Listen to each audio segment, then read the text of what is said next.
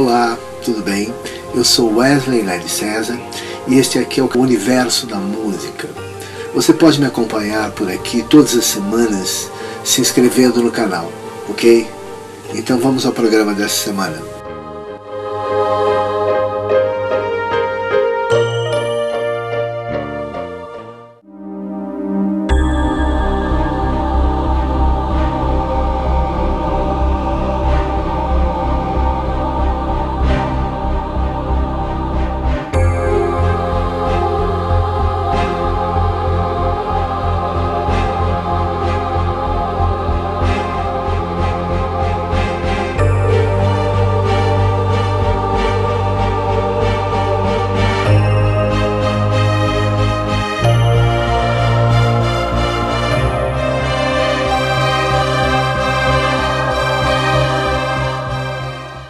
Então vamos agora à continuação da nossa jornada aí. Estamos lá desde a Grécia, viemos desde a Grécia Antiga, estamos indo até o século XX. Quando chegar no século XX eu vou fazer uma série só para o século XX, obviamente, ele merece, século XX e XXI. Então, quem está me acompanhando até aqui está entendendo que eu estou tentando fazer uma abordagem bem ampla da música. Obviamente que agora eu estou focando mais a música ocidental, desde os seus primórdios. Futuramente eu desejo fazer uma série só focando a música de outras culturas, né? Mas dessa série eu estou focando mais a música ocidental e baseado, inclusive, tenho usado muito o meu livro Música, Cultura e Sociedade. Eu tenho usado esse livro, né? Que é o livro que eu lancei em 2012 e que relaciona a música a várias ciências. Bom, nesse programa aqui, programa 16, eu quero focar a Alta Idade Média, como é que era a música, quais as referências que a gente tem sobre a música da Alta Idade Média. Esse período é mais ou menos entre o século 5 e 10. Obviamente depois de Cristo, claro, lógico. Nós já estamos depois de Cristo, tá? Programa 15 eu dei uma pincelada muito superficial sobre aspectos deste período histórico que vai um pouquinho antes de Cristo, né, até o final do Império Romano, que quem dá continuidade é o Império Bizantino, que é o que nós vamos falar agora. Ok? Então vamos a essa parte agora. Vamos lá. Então, eu fiz aqui algumas anotações sobre esse período que eu já me referi, né? Vai do século V ao século X, a Alta Idade Média. A Alta Idade Média. Mas eu fiz algumas observações e eu queria colocar isso para vocês agora. Então é o seguinte: esse período é um período de formação do feudalismo que passa por 3 fases até a sua desintegração no século XVIII, muito depois, né? Chegaremos lá. Quem dá continuação é o Império Romano, conforme vimos no programa anterior. Quem dá continuação agora é o Império Bizantino, Bizâncio, que é uma região lá da Grécia Antiga, que é uma continuação, né, do Império Romano no Oriente, porque, como vimos, o Império Romano foi dividido de Ocidente e Oriente, e o Oriente ficou situado como capital Constantinopla. E o Império Romano no Ocidente se desfez, né, e ficou só o Oriental. Outro ponto que eu queria ressaltar é que a organização social da Idade Média é estamental, cuja mobilidade social é muito restrita, se comparado à sociedade de classes, que é o que temos hoje. Aliás, vale uma observação sobre o que são as sociedades, quais os 3 tipos de sociedades básicas que tivemos em relação à organização social, né? Foi a sociedade de castas, né? Depois veio a sociedade, né, que é a sociedade estamental, e depois veio a sociedade de classes. Na medida que eu vou avançando na história da música, eu vou correlacionando esses aspectos, ok? Tá bom? Uma outra coisa que eu queria observar é que, quanto ao direito, a área do direito, porque eu vou fazer uma analogia sobre direito, não agora, mais para frente, e para a gente ver como foi importante essa correlação da música com o direito. Aliás, é a música correlacionada a vários setores da sociedade, a todos os outros setores da sociedade, mas até com relação ao direito, obviamente, né? Então, o direito surge mais ou menos em 533, o Código Justiniano, do Imperador Bizantino, mas a Idade Média não teve um sistema de leis, e sim um costume de feudo, costume do feudo. Não havia uma autoridade central. A igreja era o centro que conduzia a vida a nível do abstrato, né, com poder sobre a estrutura estamental. A vida religiosa era predominantemente cristã, né, como é até hoje. Nós estamos falando de civilização ocidental, com controvérsias teológicas, a saber. Outro ponto importante é que houve, lá pelo século VIII, mais ou menos, a invasão árabe, ou muçulmana, como queira, na Península Ibérica, que ali compreende Espanha, Portugal, parte da França e tal, e que se deu entre 711 e 726. Contribuiu para a complexa formação histórica da música do Ocidente. Depois, mais tarde, eu quero voltar sobre isso em relação à música brasileira, inclusive, porque tem aí uma correlação, eu vou voltar mais tarde. Um outro ponto importante é a sucessão frequente da formação de impérios e domínios sobre os povos das mais diversas etnias e que formam o campo todo da história da música, e no caso da cultura ocidental é notório. Esta foi a maior forma de intercâmbio cultural, né? Por exemplo, o Brasil, os Estados Unidos, as Américas em geral, né? Essas invasões todas, as invasões bárbaras, né, de 500 anos atrás, obviamente vão criar um mundo novo, e esse mundo novo vai ter uma música que não existia antes, porque será um conjunto de elementos que vai dar resultado a uma música que não tinha na Europa e em um desses continentes dominadores, né? E, enfim, eu vou voltar nisso, né, porque nós vamos continuar vendo esses assuntos. Esse tema é fundamental, né, para que a gente entenda esse processo todo. Então agora eu vou fazer algumas citações, tá? Eu vou citar agora o livro Matemática e Música de João Abdinur, Oscar João Abdinur. Vou falar sobre Boécius, ok? Vamos lá. Nesse livro aqui, nessa obra Matemática e Música, que eu recomendo, uma obra bastante interessante, Oscar João Abdinur, ele é um brasileiro formado pelo ITA. Nessa obra ele vai fazer o seguinte comentário: cabe ressaltar a forte contribuição do cidadão romano e escritor Boécius, que viveu entre 480 e 524, depois de Cristo, obviamente, para a sistematização da música ocidental. Ele faz uma citação, inclusive, do Kurt Palin, que eu já citei o Kurt Palin várias vezes, e citamos de novo aqui. Escrevendo sobre as disciplinas matemáticas, aritmética, música, geometria, astronomia, lógica, teologia e filosofia. Só uma parte aqui, eu já falei antes, e vou voltar nisso ainda, sobre o quadrívio, que envolve exatamente isso: aritmética, música e geometria e astronomia. São as matérias principais do quadrívio. Mais adiante eu vou fazer uma citação. Vou voltar no termo. O pensador romano publicou em 5 volumes o De Institutione Musica, em que considera a música uma força que impregnava todo o universo e um princípio unificador tanto do corpo e alma do homem quanto das partes de seu corpo. Obra de teoria musical mais difundida na Idade Média.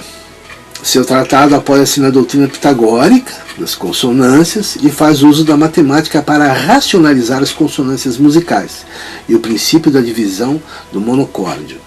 Eu já falei antes e repito: o número de teoristas e tratadistas da música que existiram ao longo de toda a história da música ocidental é enorme, e eles obviamente influenciaram no pensamento musical. A saber, precisaríamos penetrar mais profundamente nesse assunto e ter programas, uma série dedicada especificamente a isso, né?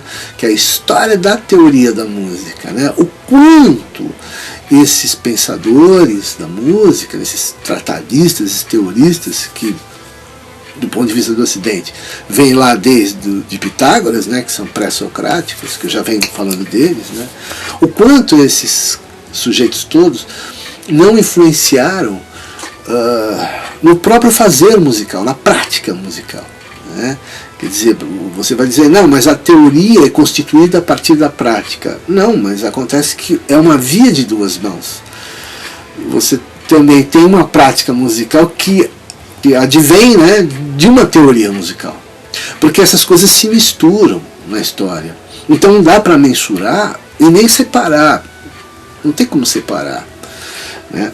Assim como a música do rico e a música do pobre, está tudo misturado, porque está todo mundo na mesma sociedade. Né? Então tem períodos históricos que isso era mais claro, estava mais separado, segundo exatamente a condição da pirâmide social, então na estamental, vamos dizer que estava mais separado. Mas na sociedade de classes, por exemplo, que nós chegaremos lá, ela está mais mesclada, está mais misturado, né? Percorrendo a Idade Média, desde os anos 800 até o início do Renascimento, observa-se na música ocidental mudanças substanciais que partem de uma concepção exclusivamente melódica, utilizando-se de elementos simples, rumo a um caráter principalmente harmônico. Essa é uma observação importante. Voltaremos ao tema. Eu gostaria de, a seguir, fazer mais um comentário aqui, mais uma observação. A música no Ocidente, a partir do século IV e V, é fundamentalmente monódica. Quer dizer, melodia, uma melodia só, que é o canto-chão, o canto gregoriano. Já vamos ver a seguir. E que avança, conforme já comentei agora há pouco, citando o Abdinu, ela avança para a diafonia, que é quando começa a abrir vozes. Mas isso se conclui, na realidade, já pelo século IX. Nós estamos aqui tentando falar entre os séculos V e X. Para a diafonia, né, até chegar na polifonia, que é um processo que se estende durante toda a Idade Média. Nós chegaremos lá. Ok? Eu quero fazer outra parte aqui, falando sobre a ideia da harmonia das esferas, ou a música das esferas em Platão, lá atrás, que nós tratamos lá atrás, e que parte de Pitágoras, e será um conceito decisivo para a formação desta música ocidental que se desenvolveu na nossa civilização. Porque tal concepção é muito antiga, antes ainda da formação do Ocidente. Né? Foi uma observação minha aqui. Agora, a seguir, eu quero citar de novo, que eu já citei no programa anterior, a história do pensamento econômico de Hunt e Sherman. Determinadas observações aqui sobre as questões da formação econômica. Né? Eu queria citar um aspecto importante do que aconteceu na Idade Média e que vai influenciar no convívio da música, no convívio musical. Nós vimos lá atrás, né, um dos programas sobre a biomusicologia, e todos os aspectos do estudo da biomusicologia e como o convívio, né, social interfere no fazer musical. Né? Só consultar o programa lá atrás, sobre a biomusicologia. Os senhores feudais, ele vai falar aqui sobre a ética do paternalista cristã. Os senhores feudais, seculares e eclesiásticos de toda a Idade Média necessitavam de uma ideologia que refletisse e legitimasse o status quo feudal. A ideologia que proporcionou o cimento moral capaz de manter coesa a Europa feudal e proteger seus governantes foi a versão medieval da tradição judeu-cristã, de onde se originou um código moral denominado, por vezes, ética de corporação cristã. O que se deve ao fato de que a sociedade era encarada como uma única entidade ou corporação. Visando enfatizar outro aspecto desse código moral judeu-cristão, conforme é interpretado no período medieval, nós o chamaremos neste livro de ética paternalista cristã. Aí ele dá esse nome, meio que arbitrário, mas é uma interpretação do que realmente acontecia. Né? Os homens que ocupam posições de poder e detêm a riqueza assemelham-se ao pai, ao protetor da família. Tinham obrigações paternalistas para com os homens comuns, isto é, os pobres. Ou, prosseguindo com a nossa analogia, os filhos. Né? Esse caráter social, vamos chamar assim, um caráter, um traço social que está na história da música, que está na história do Ocidente, ele ainda se preserva, ele perdura até hoje, mesmo na sociedade de classes que vivemos hoje, que é a figura do pai. Né? O pai pode ser o Estado, pode ser um presidente da República, pode ser um rei, qualquer um deles, porque é o pai e os filhos, né? Como se o povo fazer. Mas essa é uma visão do lado da Idade Média, mas que fica o traço psicológico, isso é importante notar, fica o traço psicológico na formação da nossa psique, vamos chamar assim, agora para usar a terminologia, para usar o conceito do final do século XIX da psicologia, né, de Freud, Jung, essa turma toda, que eu já citei sobre eles, já falei sobre eles lá atrás, e voltarei quando eu estiver lá na frente, no século XIX, falando do período romântico da música, do romantismo. Eu estou indo por períodos, né, tá certo? Períodos históricos e ao mesmo tempo período musical, da história da música. Eu estou seguindo os dois. Tenho muitas informações correlacionadas ao que eu venho falando, são muitas informações. Queria falar um pouco sobre a música gregoriana, né, que é o canto-chão, o canto gregoriano, que aparece aí desde Santo Ambrósio, desde São Gregório. Que eles é que vão, conforme nós já vimos antes, vamos agora corroborar, que é aí que surge a música ocidental propriamente dita, que é a música monódica. Né? Você vai encontrar na internet vários exemplos de canto-chão, canto gregoriano, que é a base de toda a nossa música ocidental até os nossos dias. Os modos, né? Enfim. A rítmica gregoriana é livre, abstraindo o rigor da medida ou o compasso. Modela-se pelo ritmo da palavra e tem muita afinidade com o ritmo oratório. Ok? Basicamente isso. As melodias gregorianas dividem-se em diversas espécies, quer pela diversidade de natureza dos textos sacros, que devem revestir, alguns em verso, outros em prosa. Né? Tá? Quer pela diferença quanto à antiguidade e caráter. Eu queria citar também, fazer mais uma citação de um autor, esse que eu citei agora, Domingos Alla Leona, História da Música, eu já citei ele várias vezes. E outro que eu citei várias vezes ao longo dos programas é o Edson Frederico, Breve História da Música. Queria só fazer algumas observações aqui, quando o Frederico fala que o canto cristão se propagou do Oriente para o Ocidente. A igreja grega dominou o Oriente e influenciou totalmente a igreja latina, que é o lado ocidental. A igreja latina que comandou e dirigiu o cristianismo com os papas. Foi a última a implantar o canto antifonal. A partir daí o canto cristão começou a ser organizado pela igreja. Tá? E aí surge a salmodia, ou salmódia. Tinha 3 partes a salmodia, ou salmódia, que é a forma mais antiga do canto cristão. Tá? Que são os salmos, né? Que vem da palavra salmos. Solo salmódico, o canto de resposta, né? Que é o solo junto com o coro dos fiéis. E o canto antifonal, que é o coro dos fiéis cantado dividido em 2 partes, né? Homens de um lado e mulheres e crianças de outro. Bom, basicamente isso.